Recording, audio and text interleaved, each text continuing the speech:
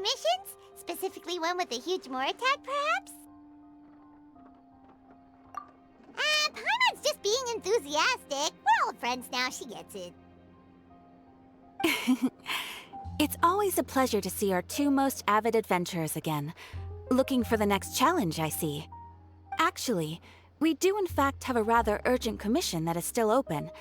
Having read the details, however, I don't believe you'd consider it to be lucrative. Don't worry about that. We were just kidding. So what's the situation? To put it simply, the requester is looking for a temporary replacement actress for their musical. The original cast member ran into some issues and is currently unable to perform the role. But the troupe has also been experiencing some financial difficulties, so unfortunately they cannot afford to pay the replacement actress. That does sound like a tricky situation. So basically they're looking for a volunteer? That's right. Our adventurers reached out to many actresses, but none of them were willing to take the job. There are only a few days left until the performance. If they can't find someone in time, they'll probably have to postpone the show. And delays tend to create all sorts of new problems. Got it. Oh, this one's a doozy. What do you think, Traveler? Any ideas? Even if we took the commission, neither of us have any experience starring in musicals. If you're interested in helping, why not start by having a chat with the requester? He's right over there. Maybe you can't fill the role yourselves, but you might be able to help him figure out another solution. Maybe there's something he hasn't thought of. Oh, it's that guy, huh? No wonder, he looks like he just ate a sour lemon. Paimon approves! Let's go!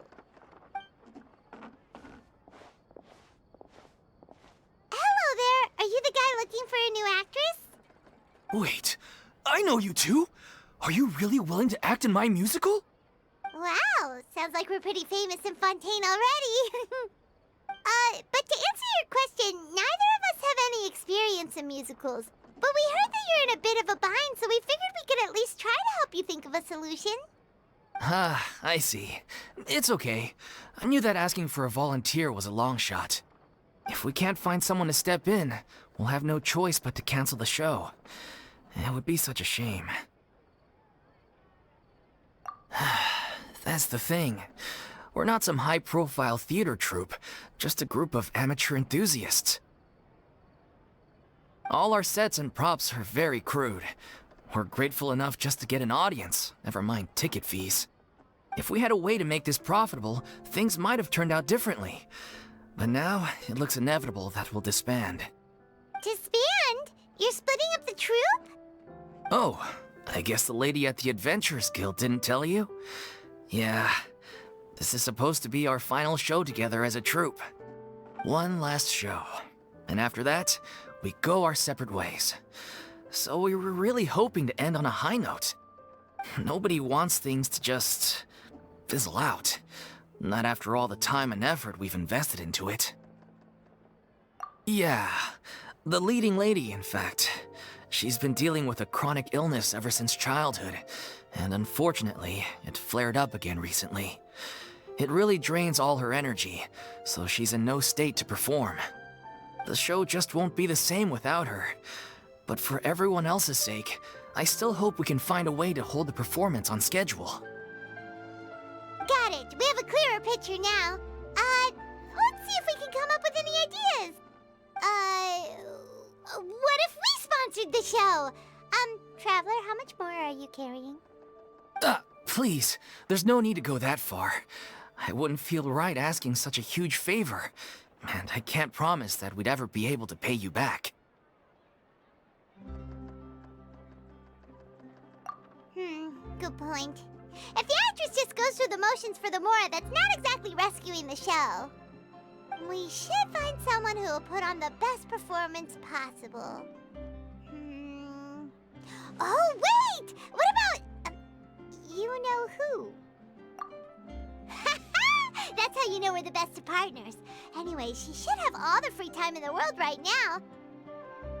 She's really good at performing, and she was once super popular with the crowd. performing in a musical should be a piece of cake for her. Who are you thinking of? Sounds like someone famous. Her? You're...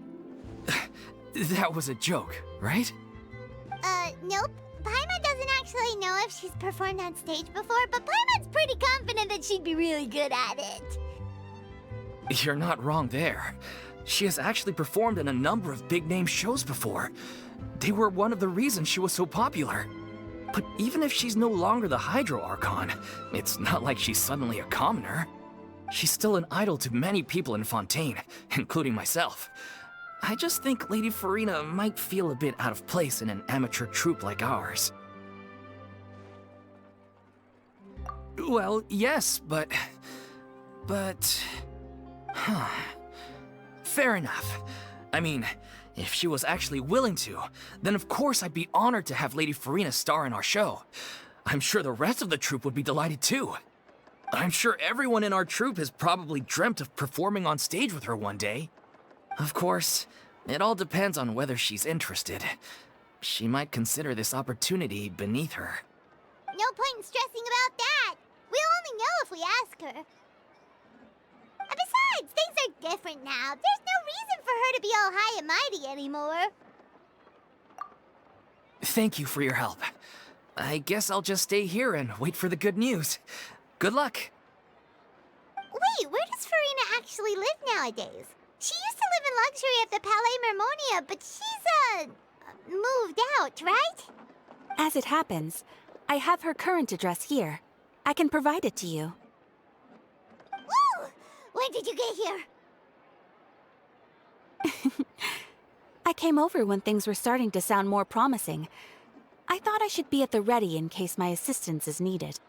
It is my duty to support commissioners in any way I can. Thank you, ma'am. Thank you so much. Well, now that we've got the address, we'll go find Furina. Back in a jiffy.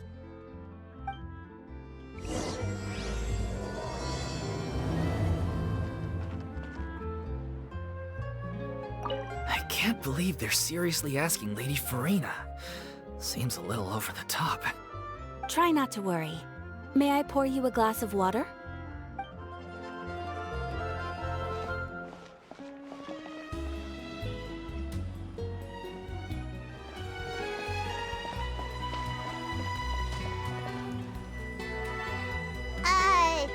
Did Catherine really give us the right address? She lives here?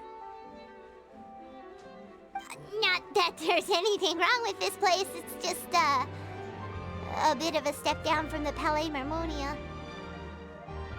You know, it's common courtesy to make sure the homeowner isn't in earshot when you're denigrating their abode. Ah! Okay, when did popping out of thin air become all the rage? First Catherine and now you? I was just out on a shopping trip.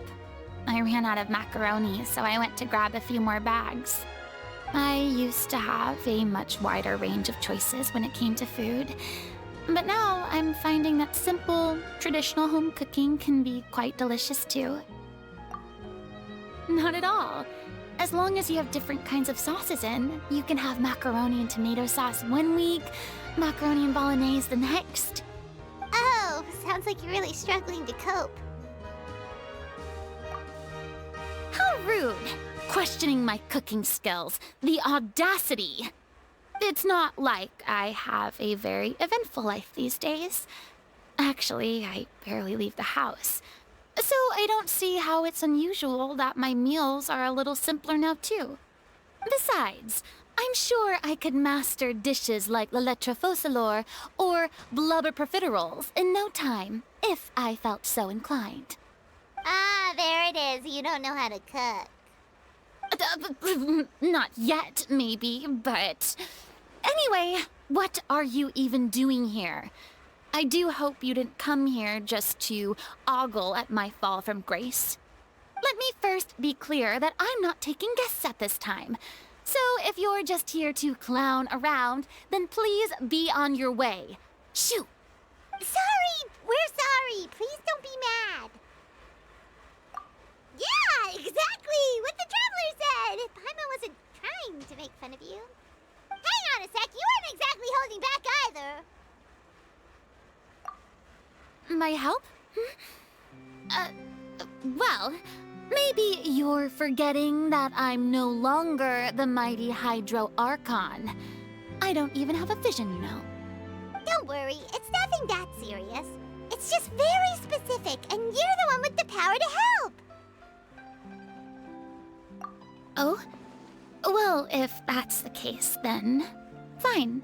I'll spare you the lecture about your attitude just now. So tell me, what specifically makes this matter so specific? Ah, I see. I knew you couldn't have come all this way just to amuse yourselves at my expense. After all, I was once the brightest star in all of Fontaine, well-versed in all the various performing arts. A mere musical is well within my capabilities. But given the present circumstances, I'm afraid I must regretfully decline your casting request. How come? It sounds like this would be a breeze for you. True, but I have made a decision to retire from the stage. Although I am no longer required to play the role of the Hydro Archon, the time I spent inhabiting that character has left an indelible mark on me. Centuries of pretending to be a different person changes you completely. I'm not the same person I once was. Of course, that can't be undone now. It's too late, and I have no intention of reinventing myself all over again. But at least I can say that I no longer desire to play any new roles. Paimon can understand, but this is just a one-off part to fill in for someone who's sick. Surely that's okay.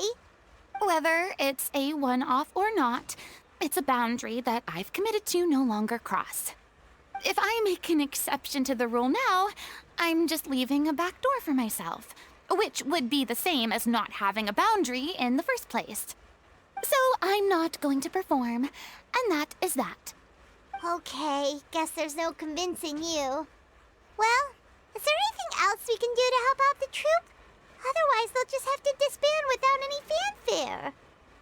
Do you know any other actors who might be interested in the role? Nope. Short and to the point, okay.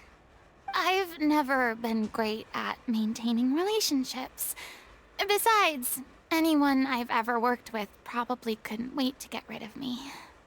Since I'm just an ordinary person now, they'll probably just laugh in my face if I go asking them for help. True, but I mean, could you even blame them? I show up out of the blue, begging and groveling for their help with a show they won't even get paid for? Oh, no way. I'm dying from embarrassment just thinking about it. Nope, not happening. Well, is there anything else we can do? This performance really means a lot to the guy we're working for. Have I not made myself clear? You're barking up the wrong tree. I don't want this job, nor do I know of anyone else who would. Sorry. I didn't mean for that to sound so harsh. I wish I could help, really. But if I thought I had the answer to this problem, I would have said so by now. It's all right, Furina. Paimon just wanted to make sure we tried everything. Oh, everyone in the troupe will be so disappointed. Yeah, I guess that's all we can do now. All right, then. We'll see you around, Furina. Toodaloo to you, too. I'm going home to take a rest now.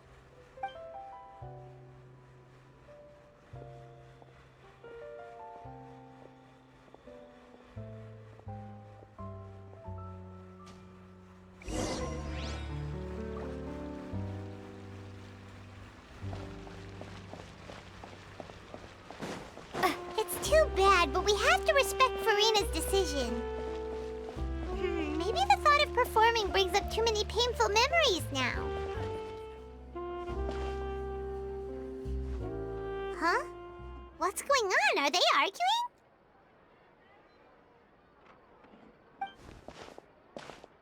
That's besides the point. I'll ask you again. Why did you start looking for a replacement without my consent? When did I tell you I'm going to take a step back? You didn't need to say it. We've known each other for how long now? We know the signs. But you never tell us about your illness, even when it's clearly flaring up. And that gives you the right to make a decision on my behalf? Shortly after you left, the troupe's lead actress came to the Adventurers Guild. She believes that she's healthy enough to perform. Excuse me, but can you both take a moment to discuss something else for now? The adventurer assigned to your commission has returned. Sorry, I was just dealing with a little misunderstanding. So, how did your conversation with Furina go? Sadly, it's a no from her. We tried to persuade her, but she wasn't having it. She doesn't want to play the role for personal reasons. I see. Well, circumstances have changed a little, so maybe that's not such bad news after all. You see, our leading lady has just informed me that she's well enough to make it to the show after all. Staging the musical with the full original cast was always the dream, of course. Oh, right! Sounds like everything worked itself out then. Yeah, she'd be livid. We'd get the scolding of a lifetime. Jeez, is Lady Furina really so harsh with people? Only joking, calm down. So, guess we can consider this case closed now, huh? Despite the fact that we failed to complete the commission, we were still racking our brains for ideas on the way back here. Look, there's no point arguing with you about this anymore. You've made yourself very clear, so I'll stop looking for a replacement. This is the last chance we have, though. If your illness flares up again, there won't be time to find anyone to replace you. So, are you absolutely sure you'll be able to handle it? The whole team is putting everything they have into this final performance. We have to make sure it goes ahead. Yes, I'm completely confident. I've been taking a new medication from the doctor, and it's working brilliantly. I'll definitely be able to tough it out until the performance day. I share everyone's desire to commemorate all our years as a troupe with a proper farewell show. So the last thing I want is to be left out. Every one of us thinks of this troupe as their home, myself included. You're right. I'm sorry. I let myself get too worried about the show. I should have asked for your permission first. All's well that ends well. Sounds like the show will go on. Sure.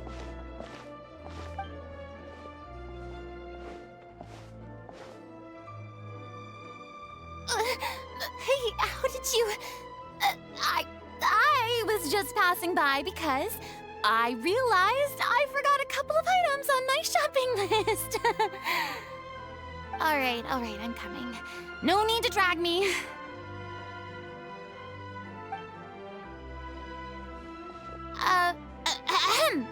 Hello, one and all. I couldn't help but overhear your conversation just now. Furina? Didn't you say you were gonna take a rest at home? What are you doing here? I was just ever so slightly concerned about the situation you mentioned. Yes, a teensy bit concerned, that's all. When you came to talk with me earlier, I jumped right to explaining my position and said some strongly worded things. And all before I even had a full grasp of the situation. Anyway, I just feel a bit bad about how it went down. I'm sorry, Paimon. Oh, it's totally fine. Paimon didn't take any of that personally. You really have a knack for asking the most uncomfortable questions, don't you? I felt very sheepish, having had a change of heart after flatly refusing you. And then, to make matters worse, you caught me. But in any case, it sounds like the issue has already been resolved. Yeah. When they said they were gonna ask for your help, I almost had a heart attack. I mean, how could we be worthy of having Lady Furina star in our show? There's no need to think like that. And no need to keep addressing me as Lady.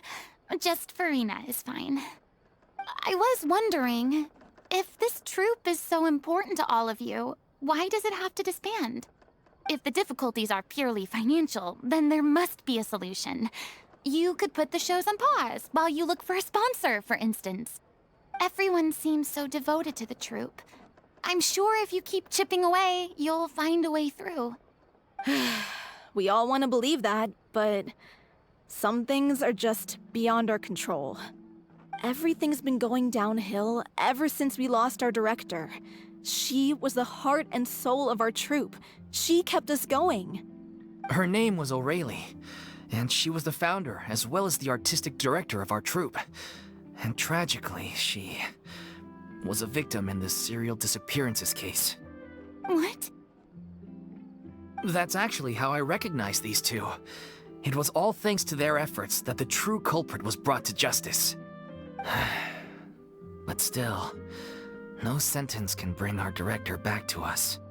She was a loyal fan of your performances, Miss Furina. They were what first inspired her to get into musical theater. She rallied many people around her who were destitute or had lost their sense of purpose in life, and convinced them to join her troupe. She wrote her own scripts, acted on stage, and mentored each and every one of us. People loved our performances back then. We seemed to be going from strength to strength.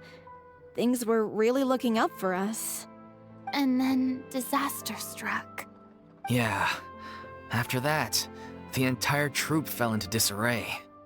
None of us know anything about script writing, let alone how to handle the business side of things. We've been doing the best we can. But despite our efforts, things are slowly but surely falling apart. It's agonizing. But ultimately, we'd rather end things now on our own terms than stick it out to the bitter end and watch all our dreams turn to dust. Oh. What a terrible waste. A gifted artist from humble beginnings who achieved so much and no doubt had much more to give. And then her life was so cruelly taken. I suppose it's fair to say then that this final show, besides being your farewell to the stage, is also your final gift for her? Yes, exactly. We all miss her terribly.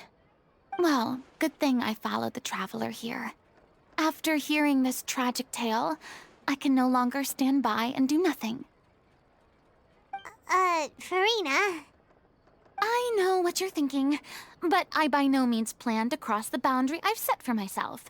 Besides, they're no longer looking for a replacement anyway. I can, however, provide some artistic guidance from the vantage point of a highly experienced audience member. But only if you feel this is something that would help, of course. Oh, most definitely. We'll take any guidance that you can give.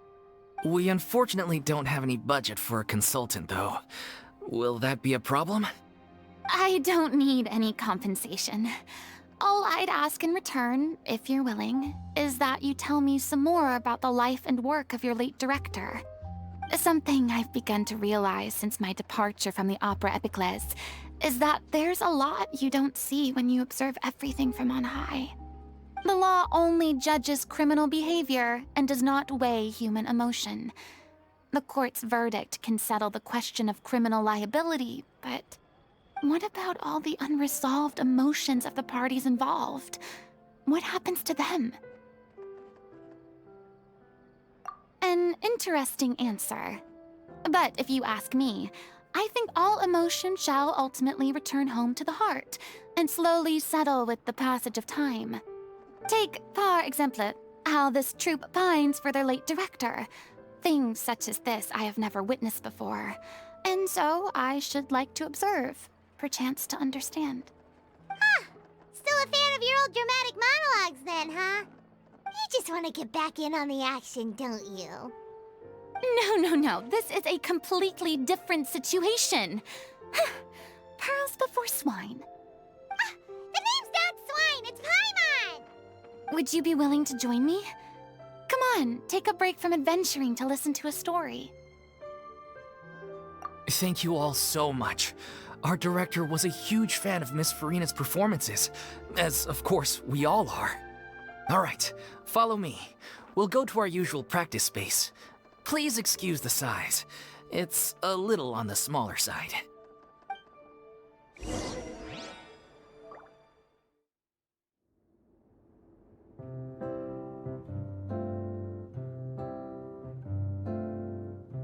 Huh? Lady Furina? What's Lady Furina doing here? Hello all. Allow me to explain. As of today, Miss Furina will be supporting our production of The Little Oceanid in the role of artistic consultant. These two over here are the ones that made it possible. They kindly reached out to Miss Furina on our behalf. I'm sure they need no introduction. You bet! That was the trial of the century! You helped bring our director's murderer to justice. We can't thank you enough. Oh, please don't mention it. We're just here to join in on the fun. So, you were saying The Little Oceanid? Yeah, that's the name of our final show. It's an unfinished script left behind by our director. One of our greatest regrets is that she never got to complete it. So, if we can bring it to the stage and make it a successful show, we can all take some solace in that. Wait, but if it's not finished, then... Yeah, we've been battling issues on every front trying to realize this dream. Anyway, let me give you a quick summary of what the story's all about. The protagonist of the story is a young Oceanid who transforms herself into human form, despite the protests of her family. She longed to live just like any other human, and sure enough, she found friendship and even love. Everything seemed perfect. But one day, her true identity was exposed, and her world came crashing down around her. So far, so good. A classic tale. What happened after that? That's one of the issues we've been trying to deal with.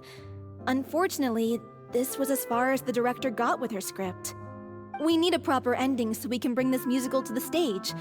But people have different opinions on which direction to take it in.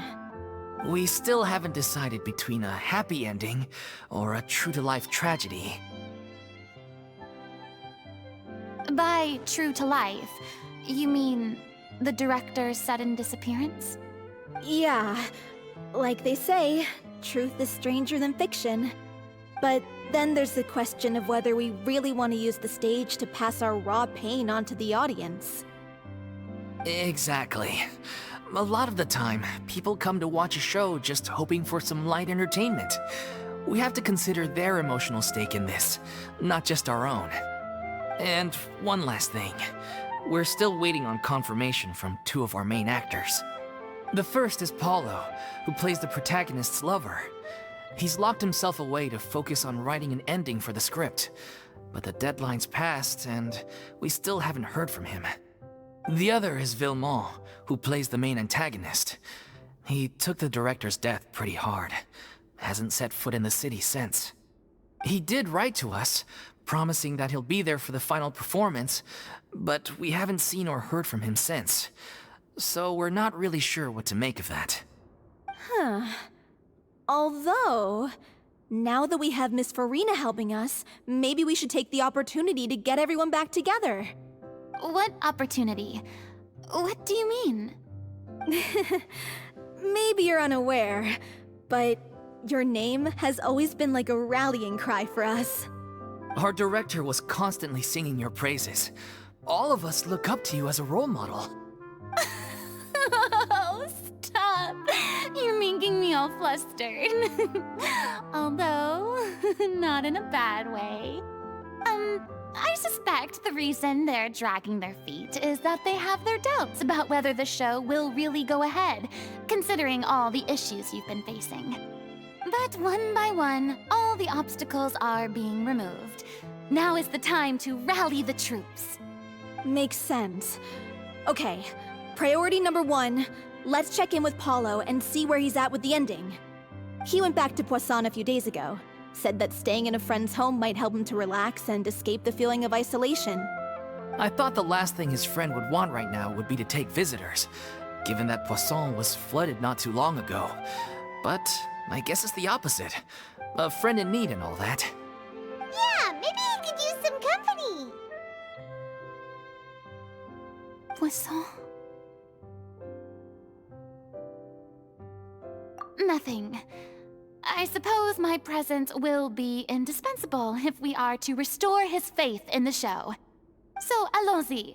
Tout Poisson!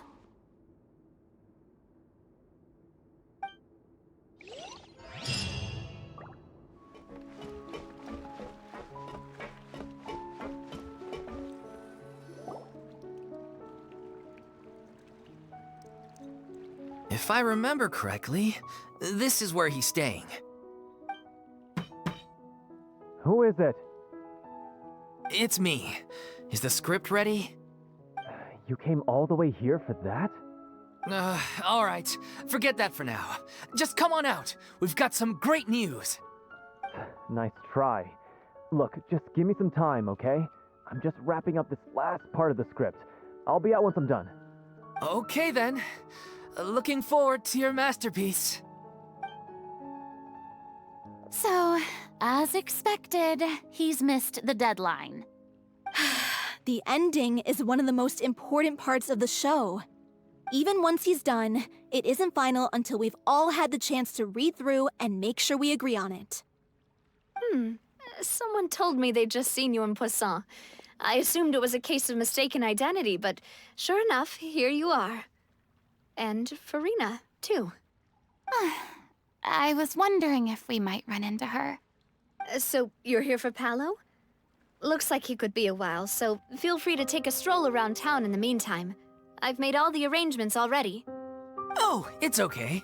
We can just wait here. Thank you for being so considerate, Miss Navia. That sounds wonderful. We'll take that stroll. Get over here, you! How oblivious are you? How are things in Poisson now? Any better? Things are on the mend, but it's a slow process. Some people may never recover from the trauma they experienced. I'm sorry to hear that. I wish there was something I could do.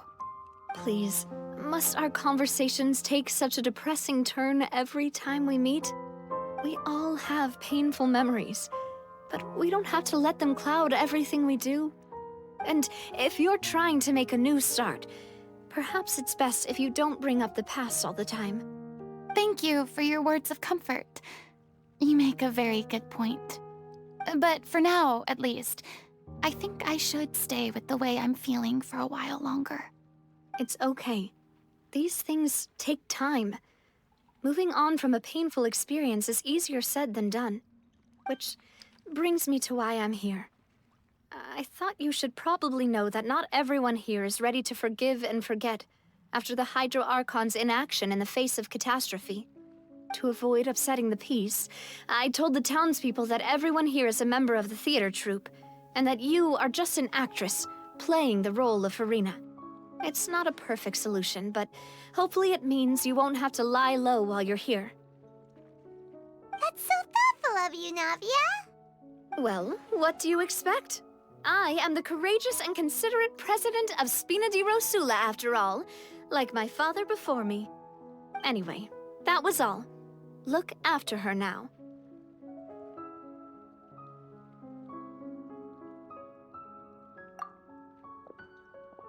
Off we go then. Let's take a look up there. I don't have any friends that I can be frank and honest with, so maybe she's right. You're the closest thing to friends that I have.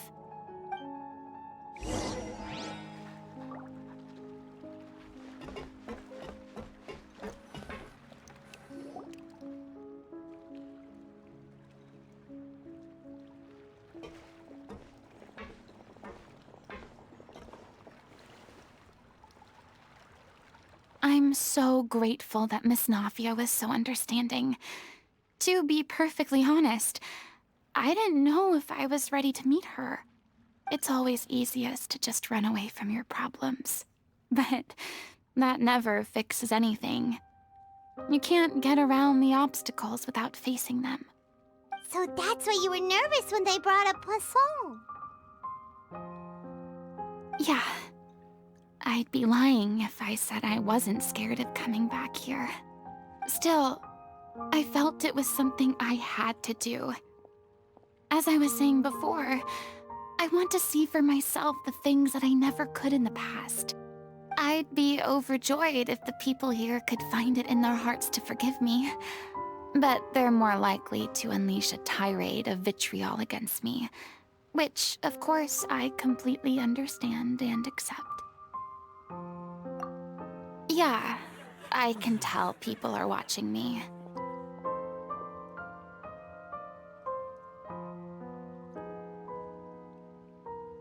I'm sure some people here see the idea of someone coming to Poisson dressed as the Hydro Archon as extremely disrespectful. I used to be terrified of the gaze of other people, especially when they had suspicion or resentment in their eyes. I guess I wasn't quite ready for this after all. I'm not surprised you're making yourself go through all of this.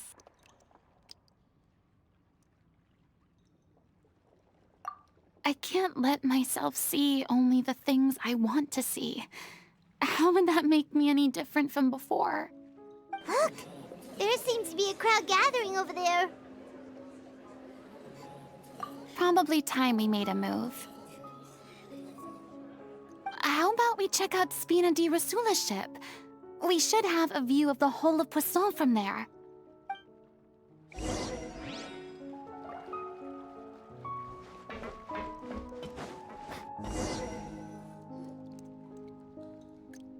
I'm sorry. You probably just wanted a relaxing stroll, and here I am dumping all this heavy stuff on you. We don't mind. It's actually refreshing to see a different side of you. Great. Well, I appreciate your company, so please don't disappear just yet. I don't know whether you can tell, but the years of suffering and loneliness aren't the only reason I have a hard time facing up to who I used to be.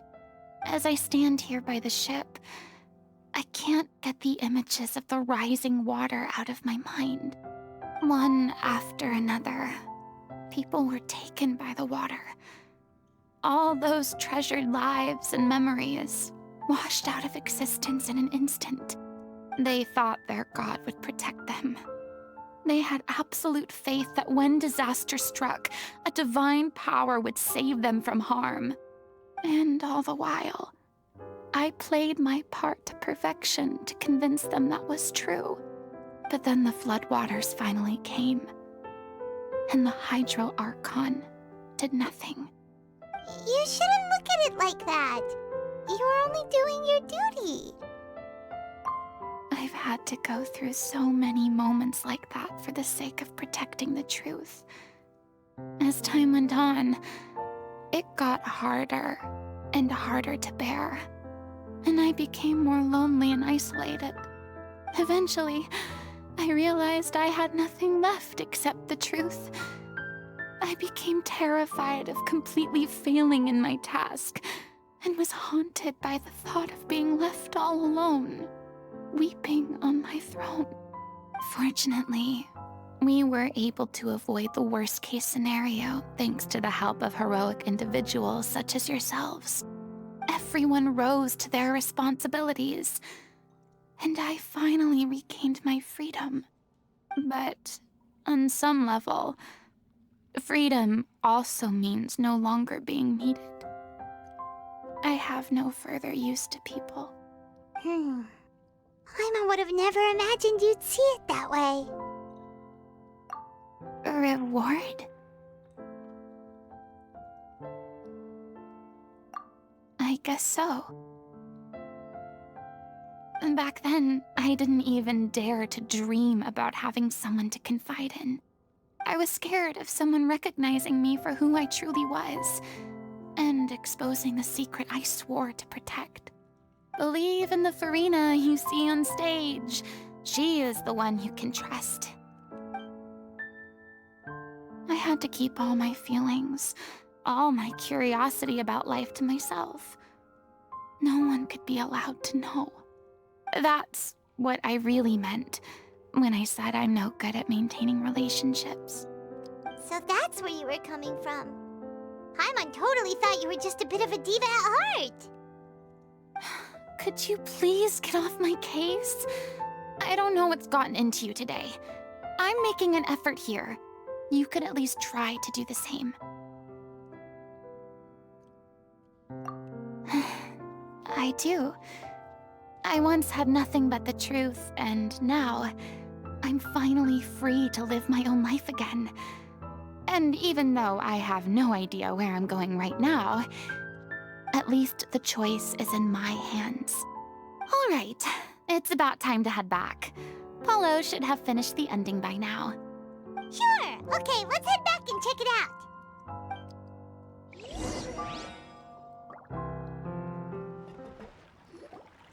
Didn't you say you needed to watch what you eat? You're supposed to be cutting down on fried foods, not wolfing down copious quantities of fish and chips, you know? Come on. It's not every day we get to dine at Spina di Rosula's expense. Can you believe how generous she is? I'm not about to pass on free food. Anyway, my character doesn't need to be slim and good-looking. That's your job. Are you kidding me right now? It's not your character's health I'm worried about, it's yours. I've spent my whole life battling the effects of ill health, and it kills me to watch you willingly ruin yours by filling yourself up with junk all the time. Oh no, looks like they're arguing again. We're back! Could you maybe put your differences aside for a moment? Ah, you're back. We've been enjoying Spina di Rosula's VIP treatment in your stead. Paulo's nearly done. We shouldn't have to wait too much longer. Great! So you were discussing your characters, right? We heard she's playing the Oceanid who turns into a human girl. What about you? Me? I'm an Oceanid too. He was originally supposed to take the form of a crane, but he outgrew that role. Well, the costume at least. So now he's playing the boar instead. Sorry. The boar's not a bad character, actually. He's the one who raises the little Oceanid, yes? That's right. He has some pretty memorable lines too, like when he imparts some solemn words of wisdom to the little Oceanid. If you become human, you can reveal your secret to no one. You will face suffering and loneliness. Is this truly what you want?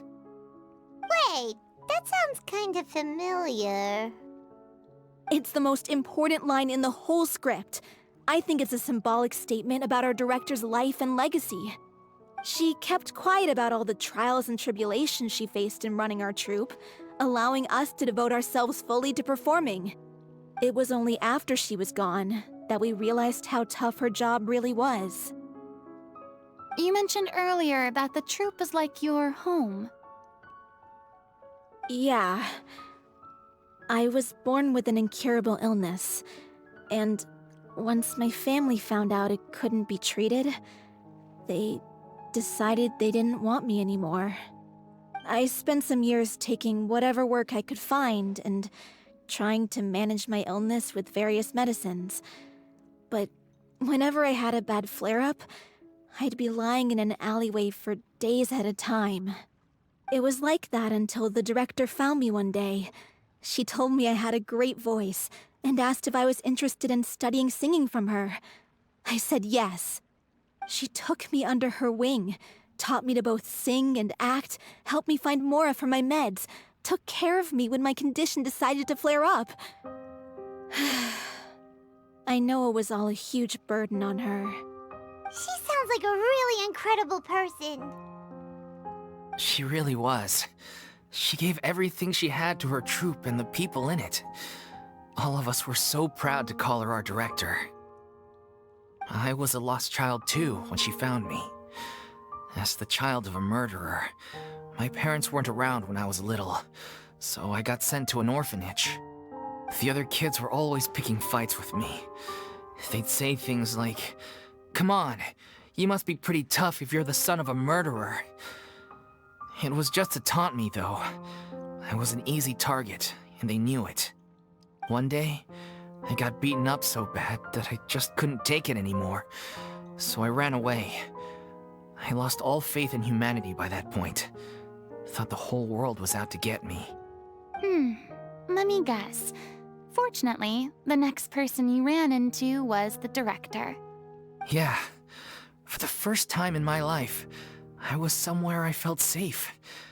And I promised myself I'd stay here until the day the group parted ways. The day you hoped would never come. How times change. Oh, you're finally done? Get your butt over here. There's someone I need to introduce you to. This is our new artistic consultant, Miss Furina.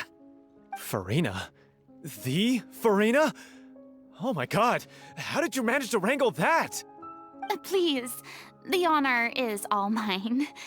I was profoundly moved to hear about your troupe and your wonderful director. I just wanted to do something to help. Same here. Even so, this is just... Oh, wow. I'm sorry. I'll try to calm down. Now, where was I? Ah, yes, the script, of course. Let me give you a rundown of how the story unfolds in my version of the script. I'm sure you're already familiar with the beginning of the story. A little Oceanid decides she wants to become a human, against the wishes of her family. She finds love and friendship in the bustling city. But then, disaster strikes. The people start to notice that all the fresh water in the surrounding area is slowly disappearing. The soil is becoming arid, plants and flowers are withering, and the people begin to panic. The little Oceanid, Cleo, and her lover decide to do something about it and investigate the truth of the matter together. In the end, they discover that all the waste and pollution created by humans over the years has caused the fresh water to flee the land, as if driven by a consciousness of its own. Consciousness? You mean the water is sentient? Water as a conscious entity. There's actually quite a few stories that explore this theme. Since the little Oceanid is a water spirit, she immediately understands how the water is feeling. She then tells her lover about her true identity, as well as the truth behind the crisis. Her lover accepts her for who she is, and works with her to find a way to bring the water back. However, unbeknownst to them, there were some people eavesdropping when she revealed her secret. The little Oceanid is accused of being directly responsible for driving the water away, and faces the greatest dilemma of her life. And then? In the end, she makes the brave decision to sacrifice herself to save her lover, and the rest of humanity. Huh? But didn't they all treat Cleo like a villain? Why would she want to save them after that? Well, she mainly wanted to save her lover, plus everyone who'd stood up for her. Through her love for her human partner, she was able to find an even greater love, one that extended to all of humanity. Surely the biggest strength of Cleo's character. There's actually something else that bothers me. You know the protagonist is supposed to represent the director, right?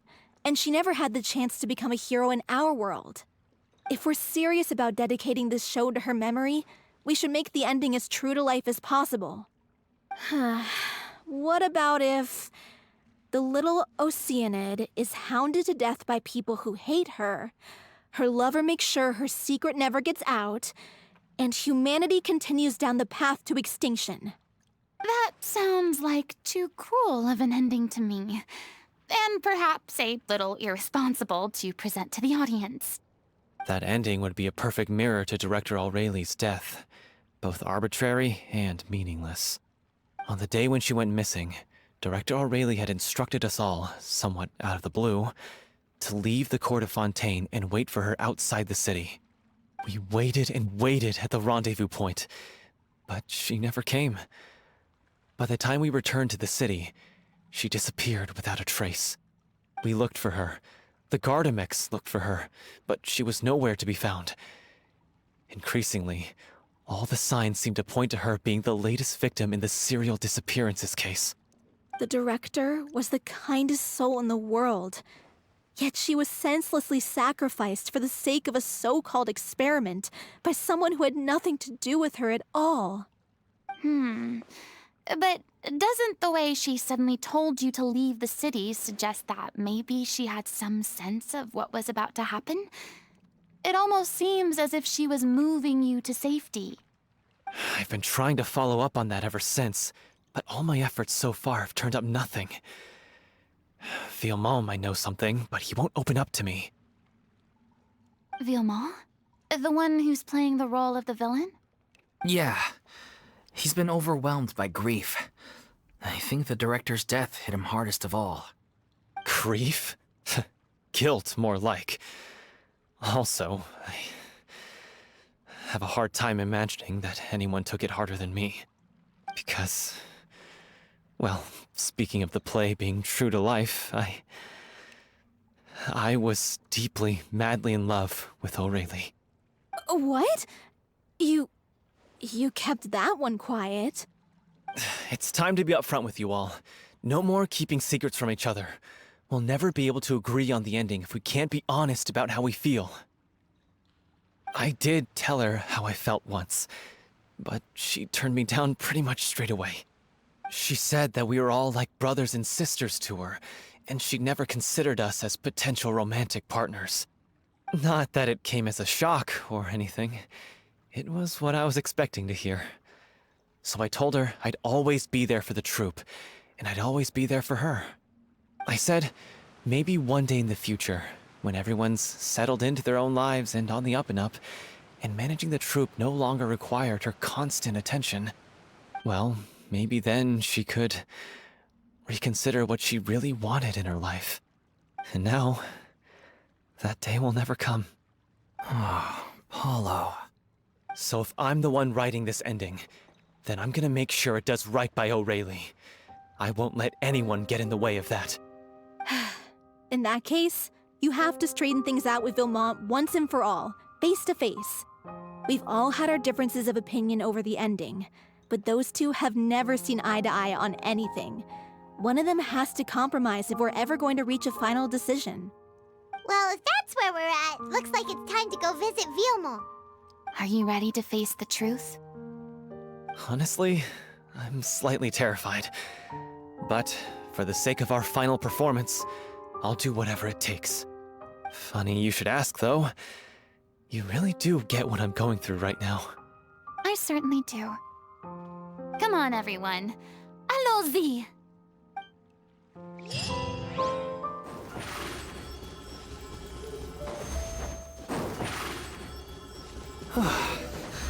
This is tough going. As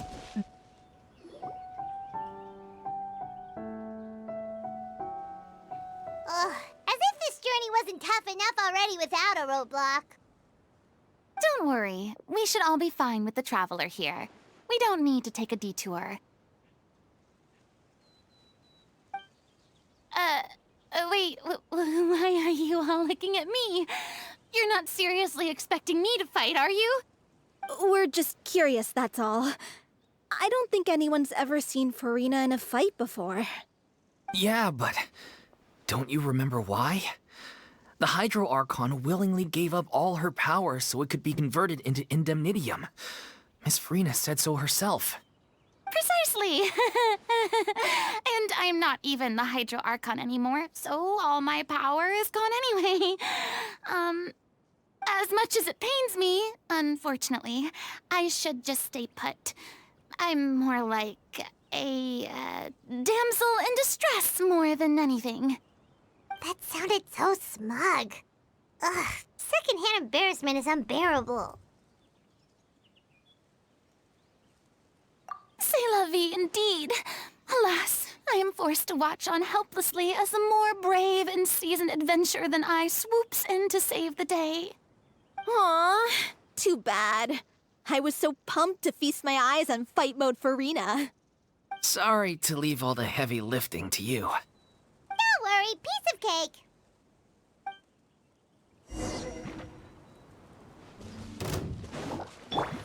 By royal decree.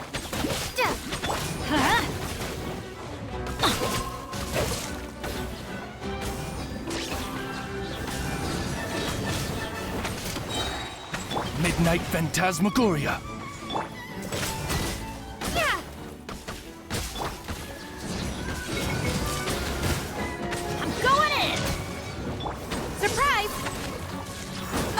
here!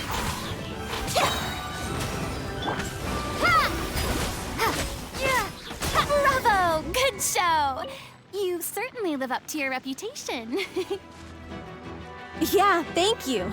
Anyway, the path is cleared now, so onwards and upwards.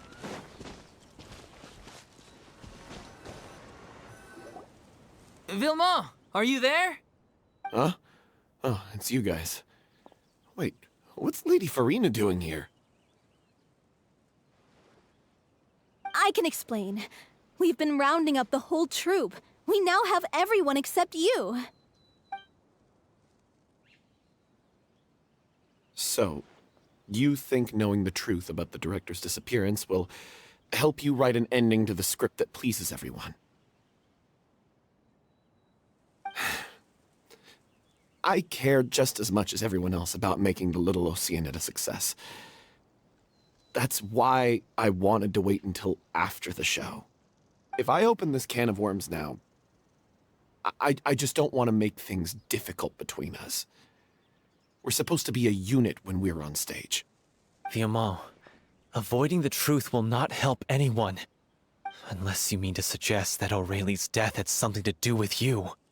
I don't want to talk about it. Listen, Vilma.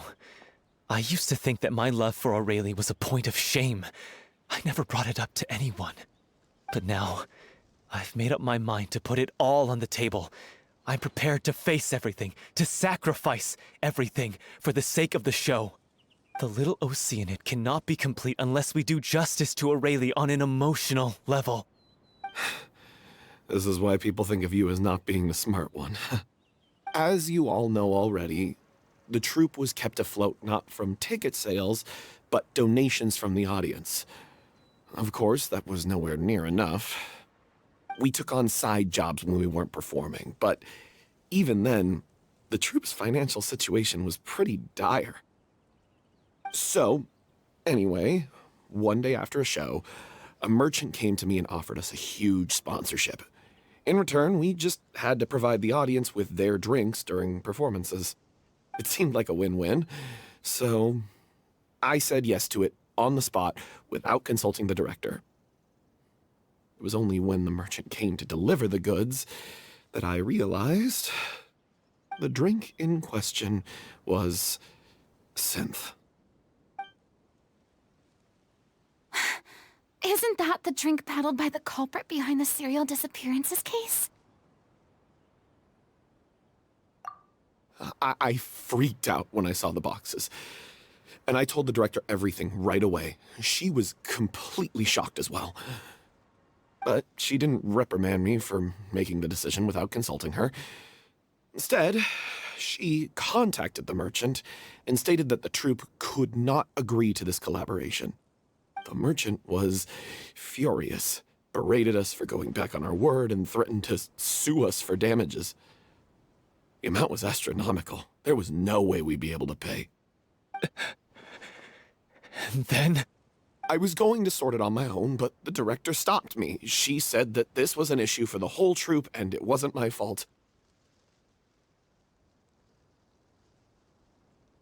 But things only got worse from there. The synth merchant just wouldn't let up, and then suddenly the director told us all to leave the city one day. I knew then that things must have reached a boiling point. I admit this whole thing was my mistake.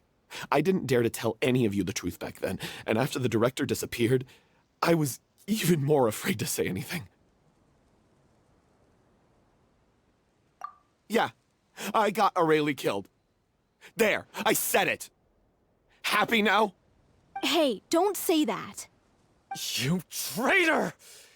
You knew Aurelie was in danger. Why in God's name didn't you tell us? What do you mean, you were afraid?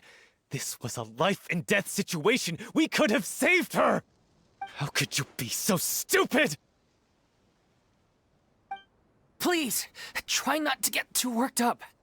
Yeah, listen to him. You need to stay calm. Stay calm? How can I stay calm? This guy got Aurelie murdered! She was the love of my life! And he has the gall to try and high-road us, claiming that he kept his mouth shut for the sake of the show! How about taking some responsibility for what he's done? All I can say is I'm sorry. Truly. I wanted to apologize to everyone in the troupe, but that won't bring back the director. What good is my apology now? I'm just a coward who made an awful, terrible mistake that I can never take back. Beat me up if you want. Kill me if you prefer. It's what I deserve. End my life. So I can meet the director and apologize to her in person. Get out of my sight! Go! Get lost! I don't ever want to see your face again! That's enough! You've screamed and shouted at each other for long enough. Now pipe down, both of you! Can you stop conflating the show on stage with your real-life relationships in the troupe? You keep saying that you want to use this final performance to pay tribute to your director and celebrate her life. How can you do that if you're just using it as an excuse to vent your own emotions? You're right. I'm sorry. On stage, the lead role is the focal point of the audience's attention. And you're all used to seeing the director as the heart of the troupe. But in her own life, her greatest desire wasn't to be the center of attention. I can tell how much she loved you all, and how much she loved the troupe. What she wanted was to build a warm home for all of her brothers and sisters. To shield you all from the storms that rage in the world outside. That's how you should remember her. And that's what you should be celebrating. I understand why you're trying to make her the hero of the story, but isn't she your hero already? After everything she did for you? Yeah. So think hard about what that means. And then think again about what you hope to achieve by arguing with each other. If you really hate each other and can't reconcile your differences, then you could just call it quits now. Why bother with the final performance if the group is already fractured? But you can't bring yourself to do that, can you? You care too much about Director O'Reilly and the home she built you all to let go. What are you laughing at? I don't see what's so funny. Sorry, I didn't mean it that way. It's just that, for a moment there, it felt like our director was back with us again. If she'd seen Paulo and Vilmont at each other's throats like that, she would have scolded them exactly like you did, in that same stern voice. Really? But she sounded like such a gentle person. Of course she was. Even her harshest lectures came from a place of kindness, and it showed. She really was a truly outstanding person. What you said, it really puts everything into perspective. I'm truly sorry. I really meant for this to be a genuine apology, but I ended up making it all about me and my self-pity. It's all right. Let's save all this for after the performance. So, the ending. What are we gonna do about it? Clearly, everyone needs to take a step back for now and reflect on what really matters. When emotions are running high, things get lost in the fray. The end of the story needs to focus back on O'Reilly herself. She's the true star of the show. What do you mean? The Traveler is right. You once investigated that underwater synth base and recovered items belonging to the victims. If you could find anything that O'Reilly left behind, perhaps we can get a better sense of what she went through in her final days. You really think that's possible? I trust that nobody would object to the ending of the story being based on O'Reilly's true feelings. No. Well, we'll leave this in your capable hands. Come, let's pay a visit to the Palais Mermonia. The rest of you, head back to the rehearsal location for now, and wait for our good news.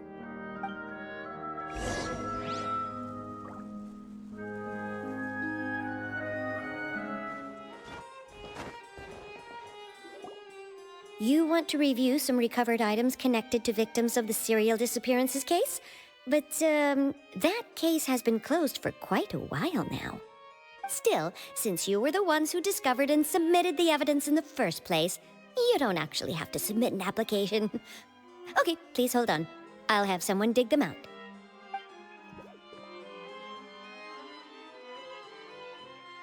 So, this is all O'Reilly left behind. Just whatever she was carrying on her person and this tattered old notebook. Hey! It's full of script lines! And sketches too! Looks like they show where the different props should be placed on stage. Let me take a look. Maybe there's something in here from after she was kidnapped. Aha! I found something. To whoever discovers this diary. Let's see. Looks like she kept a detailed record of her captor's actions. She even mentions the truth behind the experiments on dissolving young women. If we'd had the chance to examine this notebook carefully back then, it would have been a conclusive piece of evidence proving Vacher's guilt. Vacher took so many lives. It's still so unthinkable how many victims he had. I guess O'Reilly must have written all of this down in the hope that her records would one day be of use to investigators. Wait, it cuts off. Her handwriting here gets patchier and more illegible by the line. She probably didn't have much strength left. Her final words are...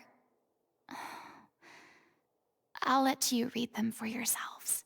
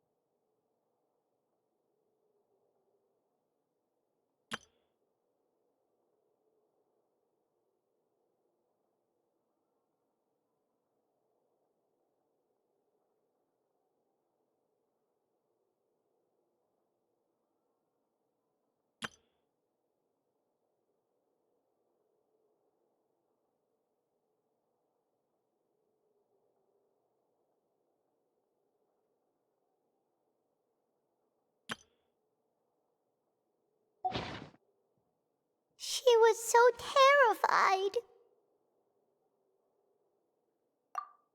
She may have been a mighty hero in the eyes of her troop, but at the end of the day, she was only human. I can't bear to think how painful and lonely her final days must have been. Wait. This part on the last page sounds strangely familiar.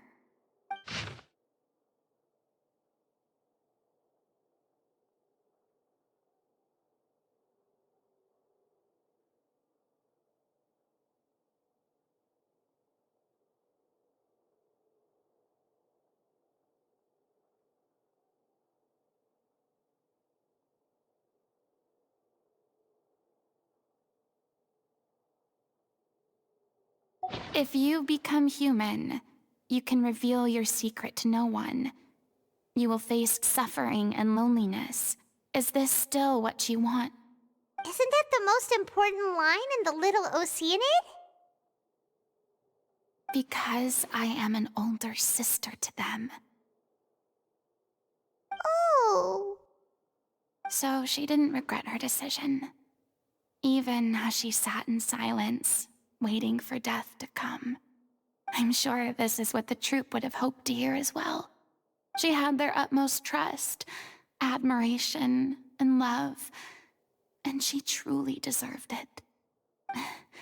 Let's go. It's time for them to learn Director O'Reilly's final thoughts.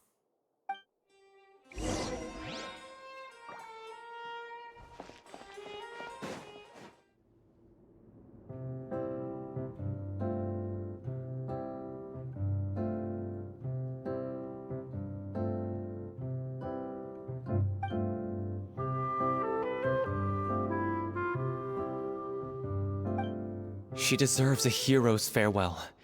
If that's the only way to convey to the audience the courage and selflessness that she showed in the face of death, then it's a meaningful way to end the story. Even in the last moments of her life, she was still leaving a trail for others to follow. She did her best to protect as many people as possible, even if it meant sacrificing herself. We know what choice our little Oceanid would have made now. I don't think any more discussion is necessary. Well, Vilmont, if we put the past aside for now, do you think you can bring yourself to go ahead with the show? I will channel all my regret and put it into my performance, to make this a show worthy of our director. I won't ask for your forgiveness, and you don't need to worry about my feelings. This final farewell show should be about Director Aurelie and her alone. Then it seems like we've reached a consensus. I have a feeling that this will turn out to be the most mesmerizing performance of your lives. Really? How can you be so sure when you've never even seen them perform before?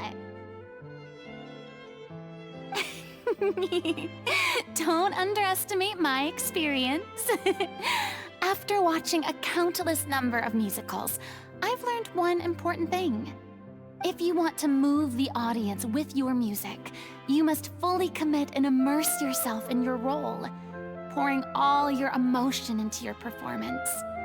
And aren't human emotions, love, hate, regret, and hope, just the most mesmerizing things in this world? I don't believe anybody could be more committed to bringing this story to life on the stage than they are now. Thank you for the vote of confidence, Miss Furina. And thank you for supporting us through all this. Then, let's not delay things any longer. We need to discuss the details of the ending and get it nailed down once and for all. Actually, before that, I'd like to make a proposal. During the curtain call, please allow me to use the director's name instead of my own. Huh? But then... After all, this role was originally meant to be played by the director. I'm just filling in for her. Besides, a role commemorating her life should be associated with her name. Well, if you're sure you're okay with that, I have no objection to it.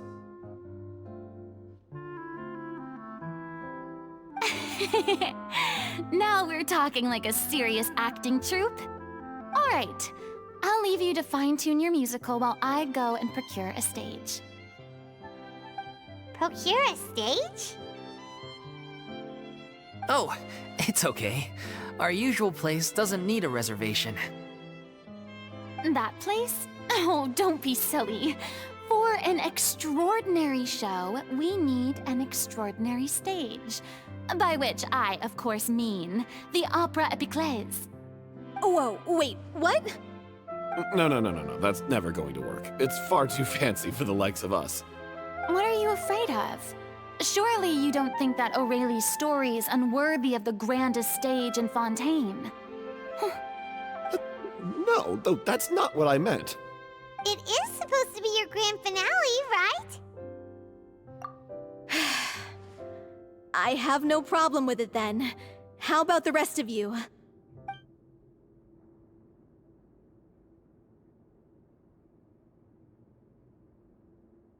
I'll take your silence as a yes.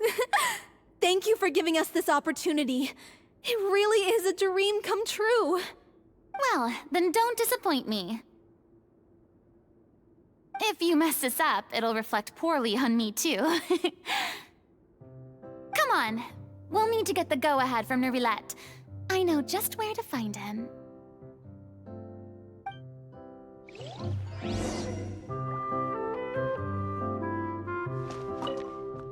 First Miss Furina, now the Opera Epiclese? If only the director was still with us. Hey, come on. There's no point in dwelling on that now. We have a lot of work to do. Yeah, you're right. Now's not the time to get all melancholy. Hey, look at that! Looks like I guessed right. You were just guessing?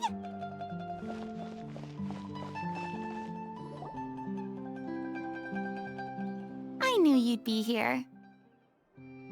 I'm here merely for a short break. It has been a while, Miss Furina. And you too, Traveler in Paimon. What might I assist you with today? I would like to book the Opera Epiclese for an event. You see... I understand. The process for booking the Opera Epiclese is complex and can be somewhat cumbersome. But given that the request is coming from the three of you, I see no reason to make things unduly difficult. The story of the little Oceanid is most fascinating. I'm looking forward to seeing it performed on stage.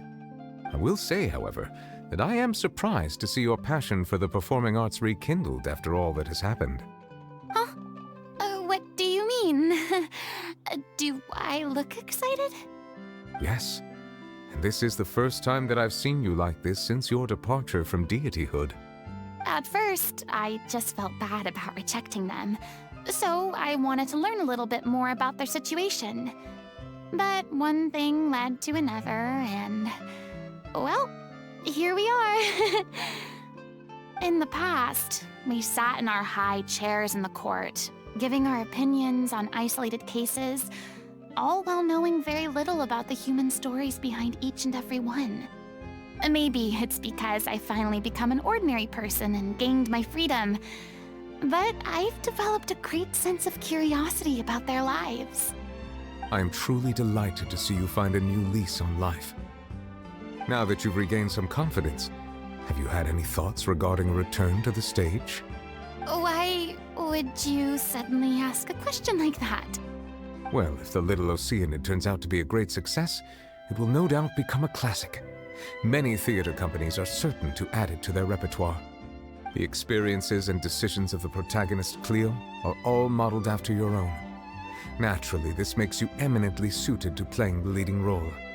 It would truly be a shame if you did not take this opportunity to allow audiences to enjoy your outstanding acting talents once more. Haven't I already made myself clear? I won't act or perform in any role ever again. No exceptions.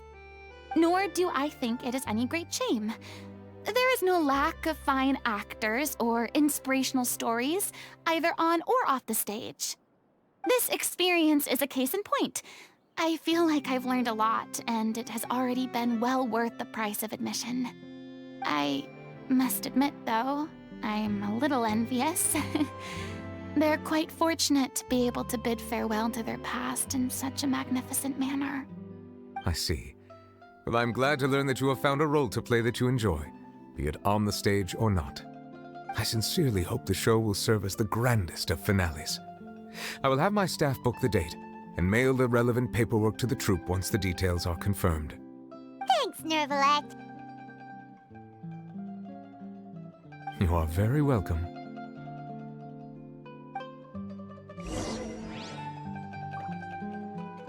Many people were once enthralled by Lady Furina's performances, myself included. I hope that one day she'll be able to understand that our appreciation was always sincere. Good news, everyone. It's done. The Opera Epiclese is booked. Thanks to my eloquent and impassioned speech, Monsieur Nervalette was moved to provide us with a fitting stage for this special performance. We've had to fight every step of the way for this opportunity, but we now have all of the ingredients necessary to stage a truly spectacular performance. A touching story, a magnificent venue, and last but not least, a passionate and dedicated cast. Now, let's work together and make this show the best it can be. This is truly wonderful. The sooner we can finalize the ending, the more time we'll have to rehearse. Fiamma and I just went over some parts of the script and tweaked a few things. I think it's really going to resonate with the audience now.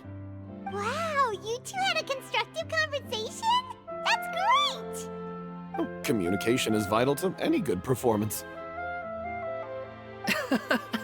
Look at us! We've come so far! I never could have pictured this scene a few days ago. It's amazing! Even though Furina's still being a bit of a drama queen about it all, she's really fired everyone up!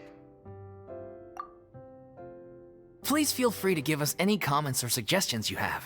We really value your input. Hey, Loic, get over here. Time to practice the opening number.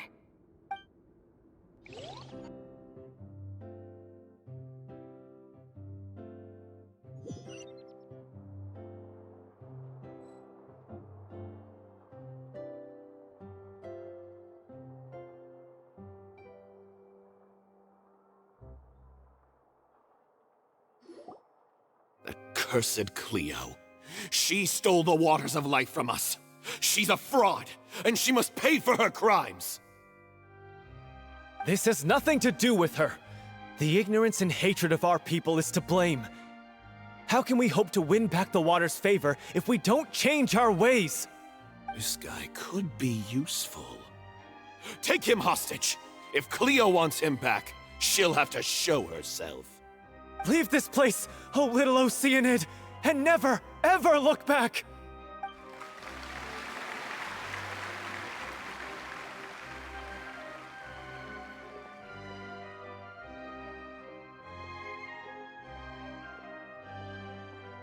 Everyone's really throwing themselves into their roles. I haven't seen such a fine performance in a long time. If only...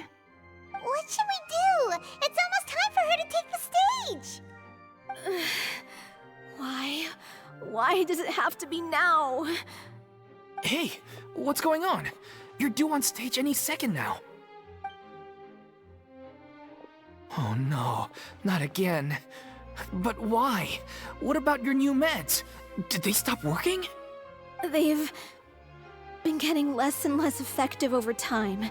I've had to keep increasing my dose. What? I thought they cure it.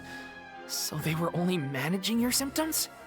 I figured whatever it took to get me through this final performance. How could you do this to yourself? And after that lecture you gave me about not looking after my health. I'm sorry. I've let everyone down. You... This is a conversation for another time. How can the show go on without its star performer? Miss Furina, I'd like to make a request of you. Say no more. If you're sick, you need to rest. I know what you're going to ask. Loic, your character has no more scenes, correct?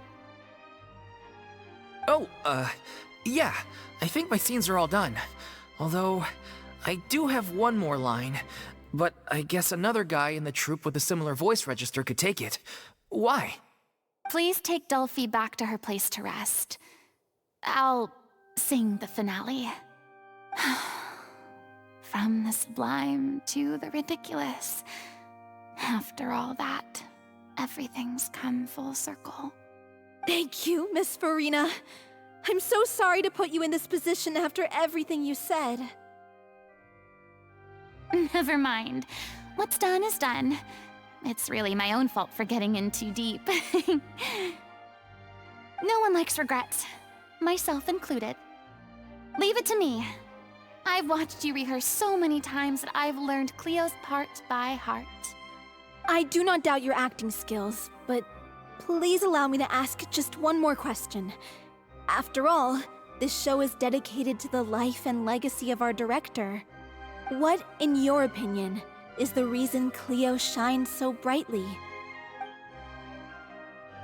It's her pure heart. Despite all the pain and loneliness she had to endure, she never once stopped believing in the beauty in this world.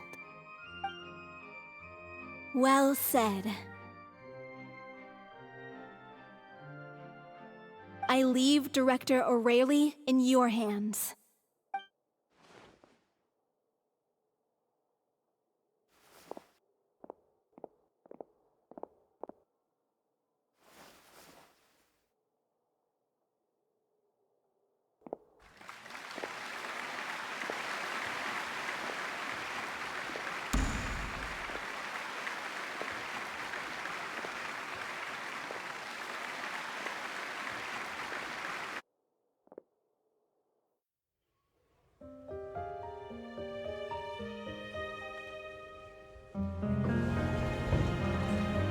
here yet? Let's get here! She's not coming! You're wrong. She's here.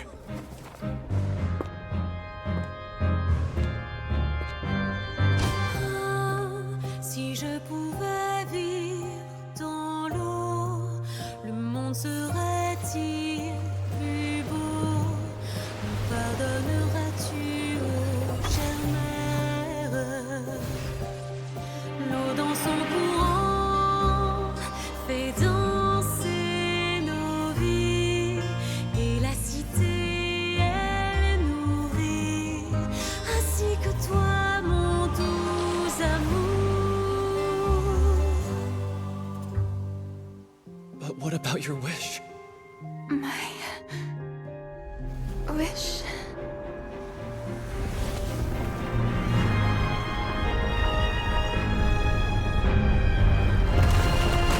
If you become human, you can reveal your secret to no one. You will face suffering and loneliness. Is this truly what you want?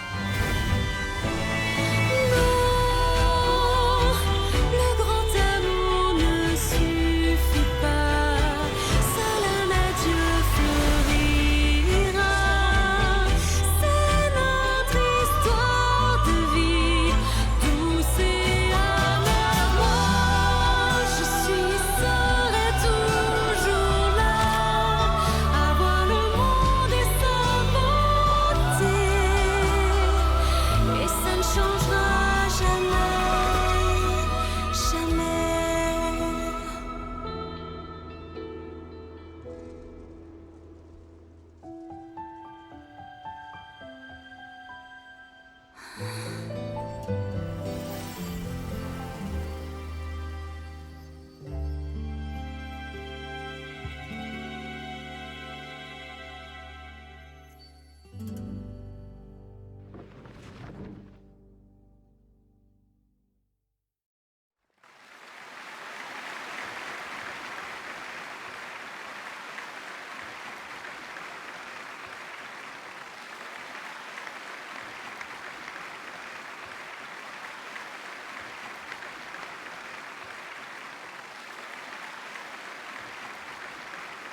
Is it just me? Or was that Lady Furina on the stage just now? She hasn't been seen for a while now, and she just appears out of nowhere? Gotta say, though, her acting skills are as superb as ever. The little Oceanid, Cleo, played by Aurélie Fumont.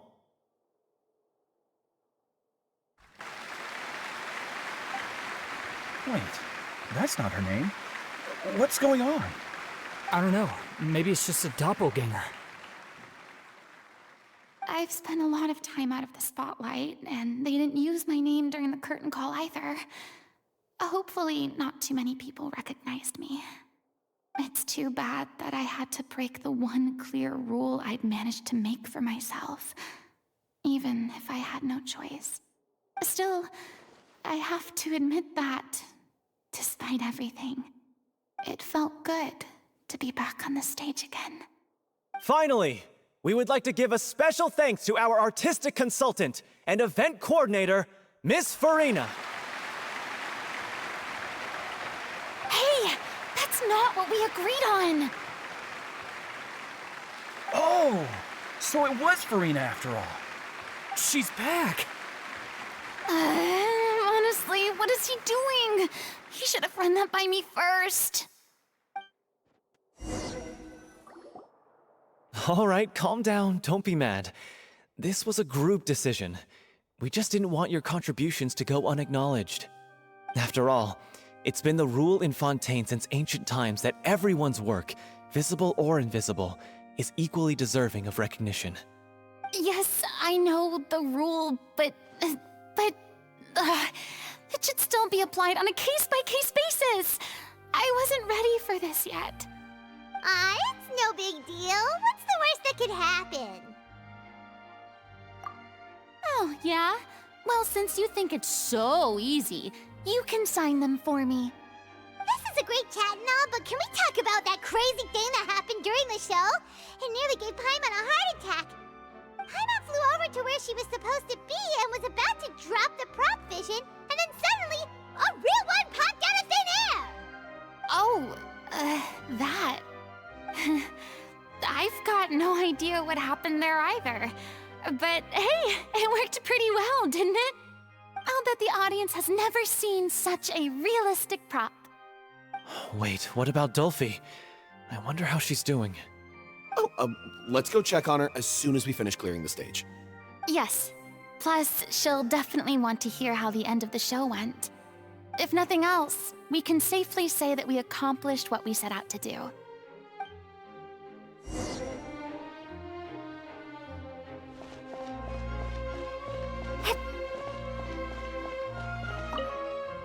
Did anyone see where Miss Furina went? Oh, I want to get her autograph, but I can't find her anywhere.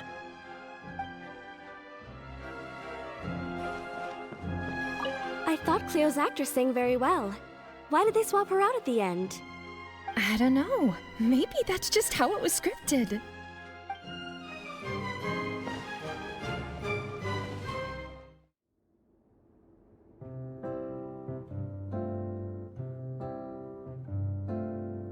Ah, you're back. She's doing okay. Her condition stabilized after taking some of her original medication. From experience, though, I'd say she still needs a few more days of rest. How did the performance go? Was it a success? Did the audience like it? You'll be glad to know it was fantastic!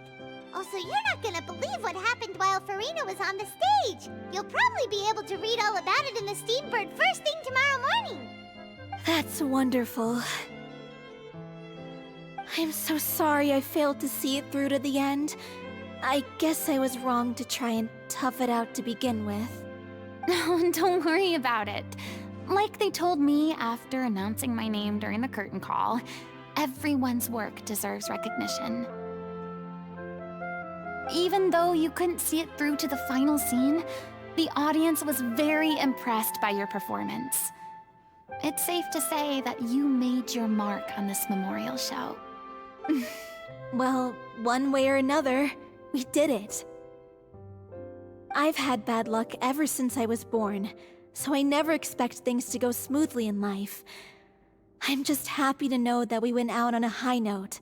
That's all that matters. Blaming your bad luck again, are we?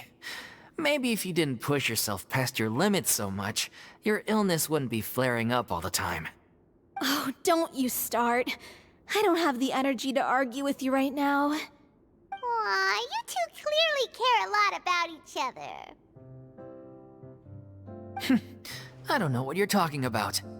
You mean we never stop arguing with each other?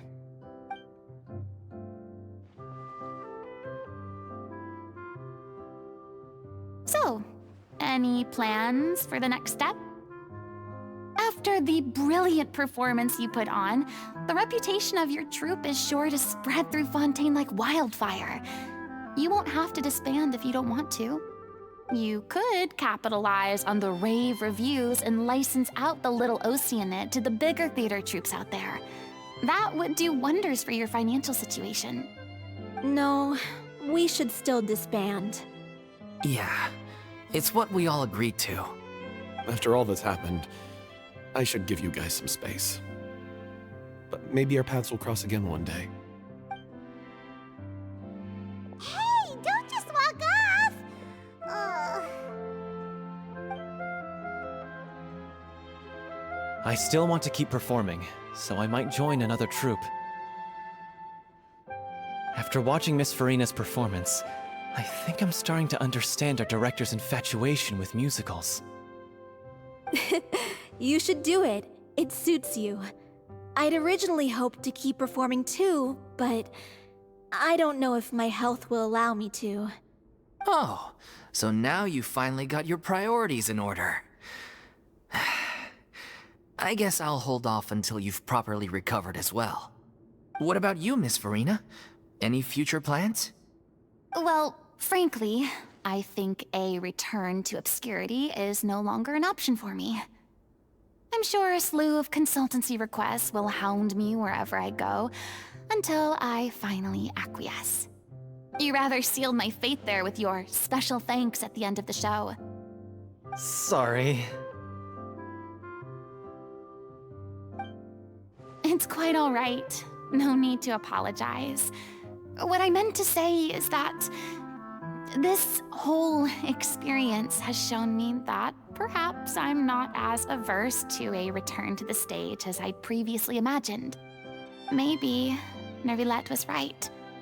Maybe Cleo is the right role for me. I still don't wish to pretend to be someone else, but I do have a desire to express myself. So, maybe the show will go on for me after all. Yeah. There was once a time when I was an actress in a masquerade, seeking only to hide the truth.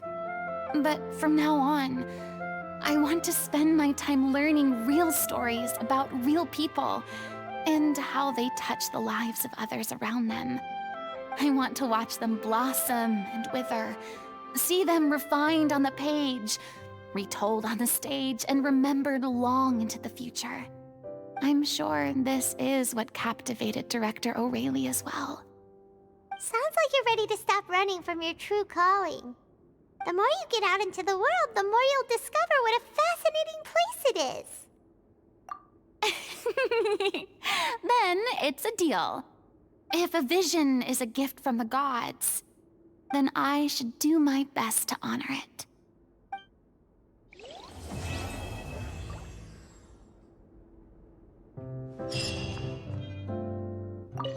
It's ironic to think that in my whole time as a god, I could only ever dream of receiving this kind of power. And now that the gods have given me their blessing, it actually feels more like I'm finally able to take my fate in my own hands. Is that how humans feel about it as well?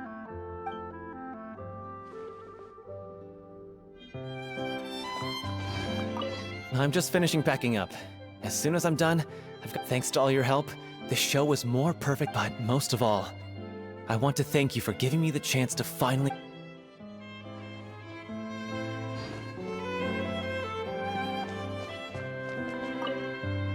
I mean, of course I have some regrets, but... There'll be plenty of opportunities in the future for us to tell the stories that we want on stage.